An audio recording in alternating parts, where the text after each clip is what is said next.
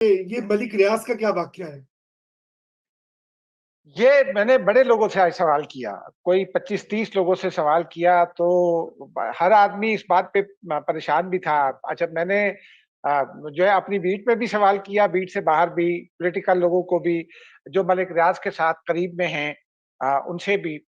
जो मेरी समझ में बात आई है, वो एक तो ये है कि अच्छा, मैं 96 से पहली बार मैंने 1996 में मलिक रियाज का नाम सुना था। उस वक़्त नेवल चीफ हुआ करते थे एडमिरल अजीज मिर्जा साहब, और हमने ये सुना कि एक साहब सियालकोट से आए हैं, वो कोई नया आइडिया लेकर आए हैं, पता नहीं क्या करेंगे, और वो नेवल चीफ से मिले हैं।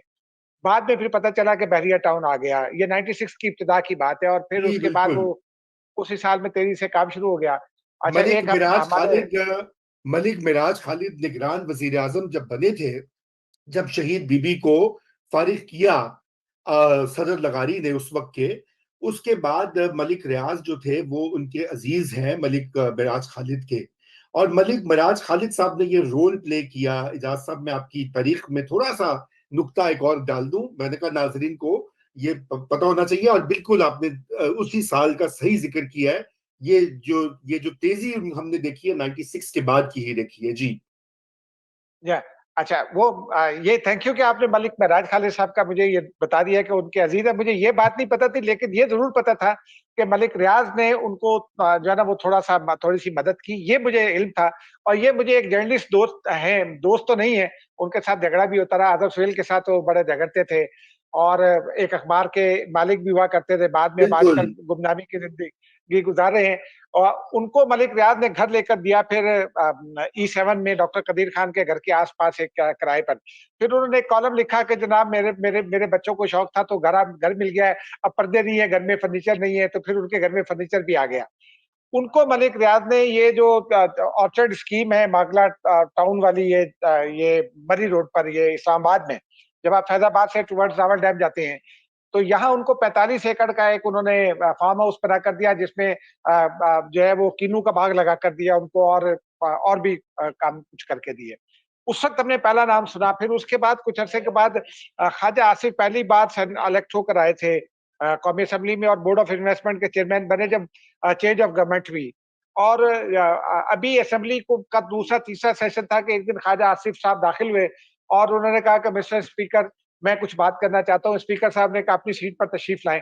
तो अपनी सीट पर आकर उन्होंने कहा कि जी, मेरे शहर से एक आदमी आया है मलिक रियाज, इसको अभी रोक ले, वरना ये बाद में पाकिस्तान के गल पड़ जाएगा। ये एग्जैक्ट अल्फाज थे ख्वाजा आसिफ के, और राइट। 20 साल के बाद ख्वाजा आसिफ के वो अल्फाज दुरुस्त साबित हो गए। अच्छा, मुझे जो बात समझ में आई, एक तो आपको याद है कि सुप्रीम कोर्ट ने 460 अरब रुपए का जुर्माना किया था हाँ, मलिक, बिल्कुल वही वही इसके चीज है लिए, असल में। वही वही चीज है चीज है। जी। अच्छा, उससे पहले खबरें आ रही थी कि उसको ताला लग गया है बैरियर टाउन पेशावर को। और फिर फराग गोगी के हवाले से मलिक रियाज की अपनी बेटी के साथ एक गुफ्तगू थी, मंजर आम पर आई थी, जी जी, और 5 जिसमें वो कैरेट का हीरा। 3 हाँ, कैरेट का 3 हीरा कैरेट के और 5 5 कैरेट कैरेट का का हीरा। हीरे की बात हो रही थी।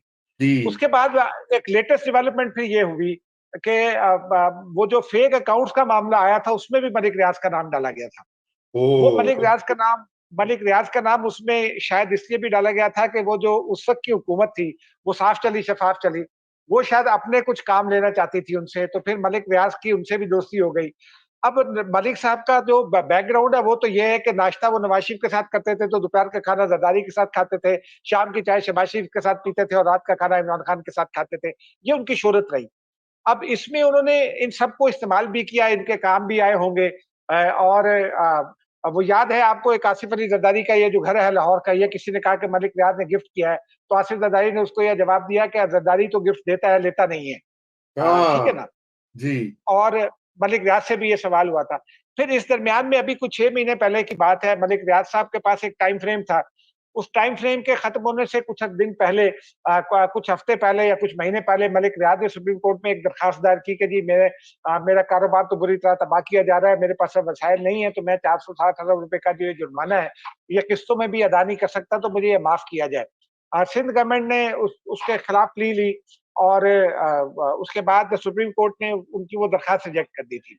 उसके बाद आपको याद है, जब ये इलेक्शन हुए, तो इलेक्शन से चंद रोज पहले जब नवाज शरीफ साहब दुबई आ गए थे, तो इन्होंने जाकर दुबई में नवाज शरीफ साहब से मुलाकात की थी, और उसमें कुछ अपने मामलात उनको रखे थे कि जी मेरी लाइन सीधी कराएँ। उसके बाद उन्होंने पिंडी में जाकर मुलाकातें की थी।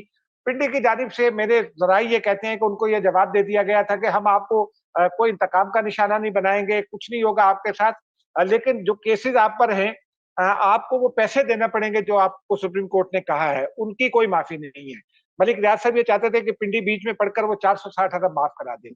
इस दरमियान में आपको फिर वो वन हाइड पार्क का स्कैंडल भी आ गया, 190 मिलियन पाउंड का भी आ गया। अब मेरी इत्तला ये है कि मलिक साहब जो है वो एक गेम प्ले कर रहे हैं। एक तो उनको जो पीटीआई के दोस्त हैं वो बावर करा रहे हैं कि इमरान खान तो छेती बाहर आके इक़्तिदार चाहने वाला है। और हो सकता है कोई ऐसी बात उनके ज़हन में भी हो क्योंकि उन्होंने तो बेशुमार वर्दी वाले जो टॉप लेवल से रिटायर होते हैं, वो अपने साथ रखे हुए हैं मलिक साहब ने। स्टिल उनके साथ बैरियर टाउन में काम करते हैं लोग। तो हो सकता है वो उस डील में भी कहीं मुलव्वस हों। लेकिन मेरी इत्तला ये है कि वो एस्टेब्लिशमेंट पर और शहबाज शरीफ हुकूमत पर ये प्रेशर बढ़ाना चाहते हैं कि ये दोनों प्रेशर में आ जाएँ और मेरा काम हो जाए कि जी मुझे वो 460 अरब रुपए अदा ना करना पड़े क्योंकि जो ये पैसा है, ये तो कुछ और पैसा है। ये जो 190 मिलियन पाउंड है, इसका उससे कोई ताल्लुक नहीं है। ये एक और रिकवरी थी जो पाकिस्तानियों का पैसा लूट कर मलिक वो कहा जाता है कि उन्होंने वन नाइट पार्क बनाया था।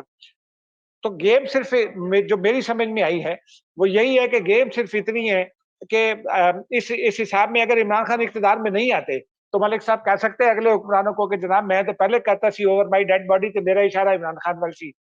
अब हाँ। उन्होंने एक तीर से 3-4 शिकार किए हैं। अगर उनका तीर निशाने पर बैठ गया इस वक़्त और पिंडी दबाव में आ गया या शहबाज शरीफ और नवाज शरीफ दबाव में आ गए, तो फिर मामला ठीक है। इसका एक सियासी पहलू भी है। वो कुछ दोस्त ये कहते हैं कि आसिफ अली जरदारी भी दुबई में हैं और मलिक रियाज भी दुबई में है और दोनों के दरमियान दोस्ती भी है। लेकिन मैंने फिर पीपल्स पार्टी से पूछा तो उनका ये कहना था कि आसिफ अली जरदारी उसके बाद से जब मलिक रियाज ने उनको फ़ोन किया और वो फ़ोन कॉल फिर लीक हो गई। तो वो फ़ोन कॉल जो थी वो एन्क्रिप्टेड फ़ोन कॉल थी और वो या ओह! ज़रदारी लीक कर सकते थे या वो ज़रदारी लीक कर सकते थे या मलिक रियाज लीक कर सकते थे। तो आसिफ अली ज़रदारी उसके बाद से मलिक रियाज से नाराज़ हैं और वो पीपल्स पार्टी के ये दोस्त कहते हैं। और इन दोनों के दरमियान अब कोई राब्ता नहीं है। लेकिन जो बात समझ में आई है वो यही है कि एक तीर से वो चाहते हैं कि कई शिकार हो जाएँ और सारे लोग प्रेशर में आ जाएँ, उनकी दाल गल जाए, उनको वो 460 अरब रुपए अदा ना करना पड़े। दूसरा एक और भी काम है। आपको याद होगा वो अली रियाज़ के यहाँ ने एक एक्सीडेंट किया था, फिर उसके बाद वो सुप्रीम कोर्ट में हुआ देखिए वो था वो केस जो आया। लेकिन केस आया हाँ, तो अली रियाज़ भी पाकिस्तान नहीं आ सकते। तो वो ये चाहते हैं कि या वो पाकिस्तान आ जाएँ या बेटा आ जाए। अच्छा वो ठीक है जी। पाकिस्तान भी नहीं आ सकते और आपको पता है कि लंदन भी नहीं जा सकते क्योंकि वहां भी नेशनल क्राइम एजेंसी ने उनका खाता हाँ, खोला हुआ है जो कि जी हाँ, पैसे बिल्कुल। आए थे और वो तो अच्छा और चूंकि वो लंदन नहीं जा सकते इसलिए वो दीगर मगरबी ममालिक में भी नहीं जा सकते तो ये भी शोमय किस्मत है कि अरबों हो आप और ये हालत हो जाए हाँ, आपकी कि आप ट्रेवल ही ना कर सके। लेकिन इजाज साहब ये तो आपने बातें सारी कर दी है ना। मैं आपसे ये जानना चाहता हूँ कि देखिए मैं आपसे सीधी बात करना चाहता हूँ। मुझे पता है कि ये मुश्किल काम होता है, इस तरह का सवाल जो है, जो मैं करने जा रहा हूँ। देखिए, मलिक रियाज़ जो हैं, वो ऐसे डट के खड़े होने वाले नहीं हैं, ठीक है ना? अब जो पहले से ज़िक्र आ रहा था कि कोई तो कुव्वतें हैं जो उनको ये इशारा कर रही है कि बस तुमने डट जाना है इस बात पे। आपको याद है ना कि पहले भी इस तरह क्योंकि वो तो अफ़ोर्ड ही नहीं कर सकते कि उनका रियासत के साथ, एस्टेब्लिशमेंट के साथ, आईएसआई के साथ कोई फड्डा हो। उनकी तो सारी ज़मीनें जायदादें उन्हीं उन्हीं के वो मतलब जो क्या कहना चाहिए उन्हीं के तो फैल उन्हीं की फैसिलिटेशन से उनकी एम्पायर बनी है। तो अगर कोई शख्स जो है वो ये ट्वीट कर रहा है और ये कह रहा है कि जी मैं इसमें मजीद नहीं शामिल होगा तो यकीनन किसी ना किसी का तो थापड़ा है। या तो मुझे नहीं पता जमीर मोहम्मद जमीर भी जाग जाता होता है पाकिस्तान में कभी कभी, लेकिन मुझे नहीं पता कि ये वो वाली बात है। तो कोई ऐसी कुवतें हैं नादीदा कुवतें, कोई ऐसा गिरोह या ग्रुप इस्टेब्लिशमेंट के अंदर से ही जो उनको कह रहा है कि बस खड़े हो जाओ, इमरान खान आ रहा है वापस, इसलिए परेशानी की कोई जरूरत नहीं है, हीरे शीरे तैयार करो कैरेट के, 5 5 कैरेट के। सर अगर ज़मीर इतनी जल्दी जाग रहा होता तो फिर वो जो इतने सारे कत्ल मलिक साहब के खाते में डाले जाते हैं, इतने सारे कब्ज़े की कहानियाँ डाली जाती है, उस वक़्त किसी वक़्त जाग जाता ज़मीर। उस वक़्त तो नहीं जागा। आपने खुद अपने इंटरव्यू में बारहा ये कहा कि जी मैं तो फाइलों को पहिए लगाता हूँ। और मैं फाइलों को जो है वो गाड़ी पे रखता हूँ और यूँ करता हूँ और वो करता हूँ। ये ज़मीर-शमीर जागने का कोई चक्कर नहीं होता। ये सिर्फ़ और लेकिन जो आपका सवाल है, मैंने इसके ऊपर भी बात की। कुछ दोस्तों का ये दावा था कि जी। कुछ दोस्तों का ये दावा था कि जनाब ये मामला चूँकि वो है शायद 2 अदारों के अंदर की लड़ाई है और कोई एक-दूसरे को नीचा दिखाना चाहता है। मैंने उस पर भी लोगों से पूछा। लेकिन जो बात मेरी मुझे मतलब दोस्त लोगों से बात करने के बाद समझ में आई है, वो ये है कि बहुत बड़े-बड़े लोग मलिक साहब के साथ जो है वो काम करते हैं। आपको पता है कि कई लेफ्टिनेंट जनरल रिटायर्ड जो हैं वो उनके साथ काम करते रहे हैं, करते हैं, दोस्तों में हैं, मेज़बानों में हैं। कई बड़े लोग बैरिया टाउन में रहते हैं, उनके साथ उनकी याद अल्लाह है और उनमें से बहुत सारे ऐसे लोग हैं जो यूँ समझिए कि other side of the wall खड़े हैं, यानी वो इमरान खान के साथ खड़े दिखाई देते हैं। उनमें से भी कुछ रिटायर्ड लोग तो सारे के यकीनन होंगे।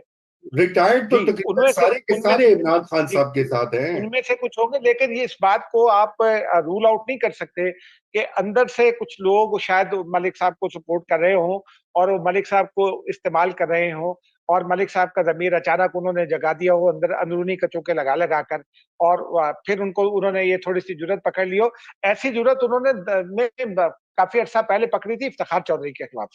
और हाँ जी। जब वो अरसलान वाला मामला आया था और उसके बाद भी पता चला था कि उस जुर्रत के पीछे भी कौन था, तो वो सब समझ में आ गया था। तो वो अब भी 1-2 दिन लगेंगे ये समझ में आने में कि इस जुर्रत के पीछे कौन है।